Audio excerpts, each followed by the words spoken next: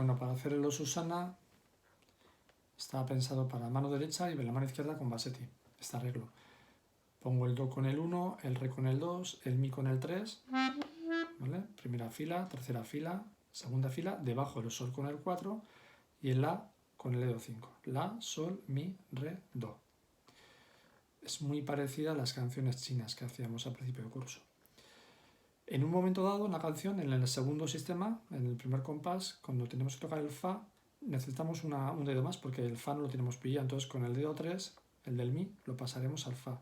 Y inmediatamente volveremos ya en el siguiente compás, en el segundo compás del segundo sistema, a ponerlo sobre el Sol.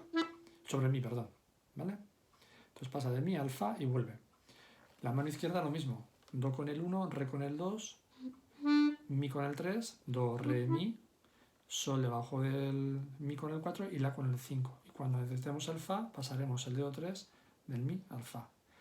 Hay que tener mucho cuidado con las articulaciones. Hay ligados, pero ligados que acaban en un picado. Por ejemplo, el Do, Re, Mi, el Mi está picado, luego no es, sino que es.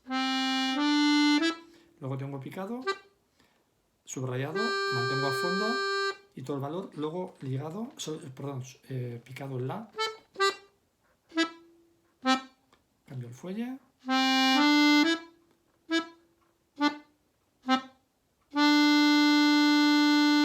Vale, para que sirva como explicación. Lo siguiente es similar. Tengo fuertes y tengo pianos. Y en la mano izquierda lo que digo igual.